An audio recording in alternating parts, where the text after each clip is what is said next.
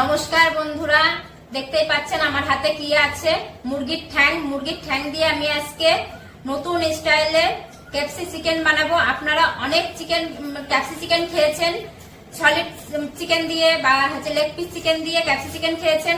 আজকে আমি নতুন স্টাইলে ক্যাপসি চিকেন বানাবো মুরগির ঠ্যাং দিয়ে। দেখতে থাকুন মুরগির ঠ্যাং দিয়ে কিভাবে ক্যাপসি চিকেনটা বানাই। বন্ধুরা, আমি মুরগির ঠ্যাংটা মশলা দিয়ে মাখিয়ে নিচ্ছি। এখানে রসুন, আদা, লঙ্কা, কাশ্মীরের লঙ্কা, লবণ আর গোলমরিচের গুঁড়ো আছে, ভালো করে মাখিয়ে নিচ্ছি মশলাটা দিয়ে।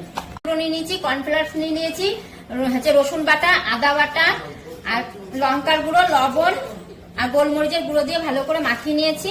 এবার মুরগির ঠ্যাংটা দিয়ে আমি ময়দার সঙ্গে এক একটা করে মাখিয়ে নেব। ডিম বাটারটা দিয়ে ঠ্যাংটা আমি ভালো করে মাখিয়ে নিচ্ছি। নিয়ে ময়দাটার মধ্যে নিয়ে ময়দাটা দিয়ে ভালো করে মাখিয়ে নেব। একসঙ্গে দিয়ে